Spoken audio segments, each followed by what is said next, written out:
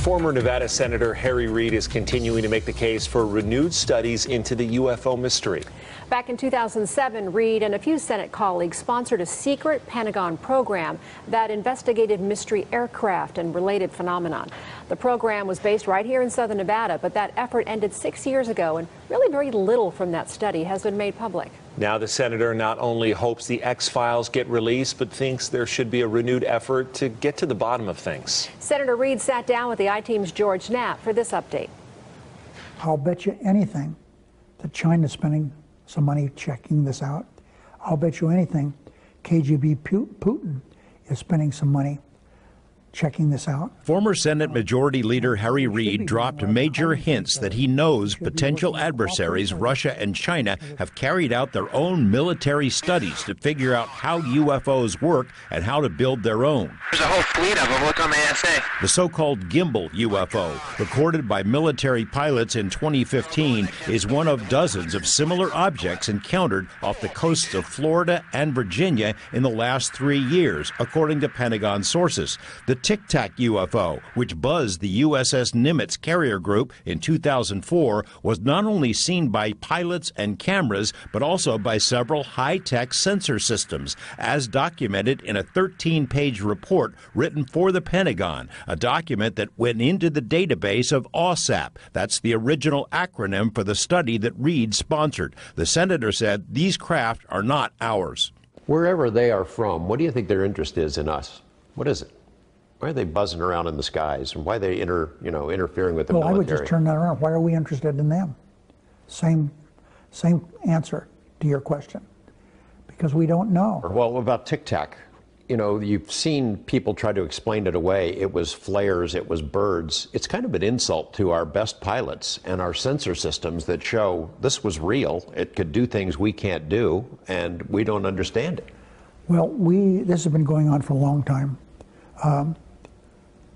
All these sightings are said to have been set off a rocket in California or something, but people do not want, who are in positions of responsibility, whether it's the Pentagon or whatever it might be, they don't want to have to try to explain something that's many times not explainable. Reid says he has not personally read all of the reports and papers produced by the OSAP study, but he saw a lot of it. He assigned 2 senior staff members to look at pretty much all of it. The Pentagon has only confirmed the existence of 38 unclassified scientific papers produced by the study. 5 of those have been made public so far. But what else is in the files? Reid previously confirmed the study investigated reports of UFO activity over American nuclear missile bases. He also says part of the focus was on a mysterious ranch in northeastern Utah, a property once owned by businessman Robert Bigelow. The I-Team has learned that Bigelow's UFO study employed more than 50 people at one point. One of the known 38 papers looked into the harmful health consequences for persons who've had close encounters. The paper has not been made public, but the chief scientist in the program spoke about it last year in Las Vegas. As part of this program, we looked at some cases that were really good from Brazil, 77, 78. It was like close encounters of the third kind. 1,000 pages of documents, all done by the Brazilian Air Force investigative team.